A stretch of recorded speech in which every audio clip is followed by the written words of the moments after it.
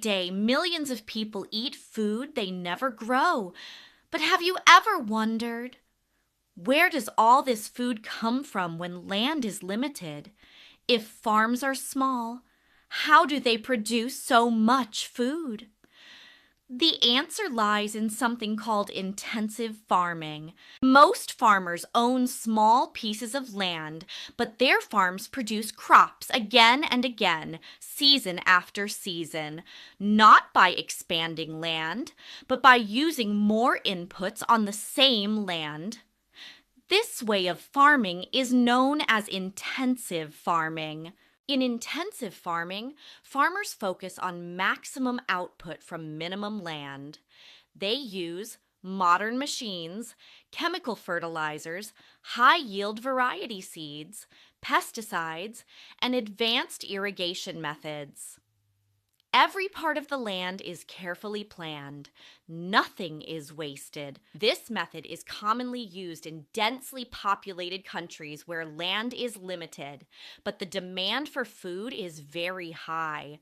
Countries like India, China, Bangladesh, Japan, and the Netherlands depend heavily on intensive farming. In these places, millions of people live close together, and farmers cannot afford to leave land unused. To feed such large populations, farmers grow rice and wheat using intensive methods, applying fertilizers, irrigation, and modern technology to increase yield from the same field.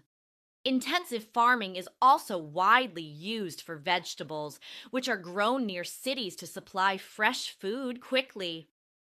Not just crops, poultry farming and dairy farming also follow intensive methods, where animals are raised in controlled spaces, given specialized feed, and managed carefully to produce more milk, eggs, and meat in less time.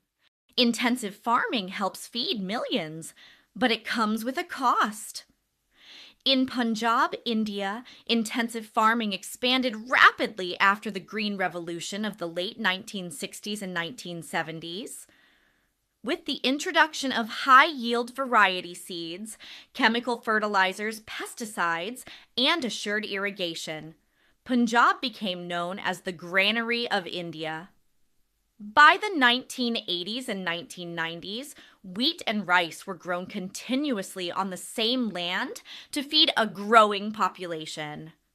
But by the early 2000s, problems began to appear.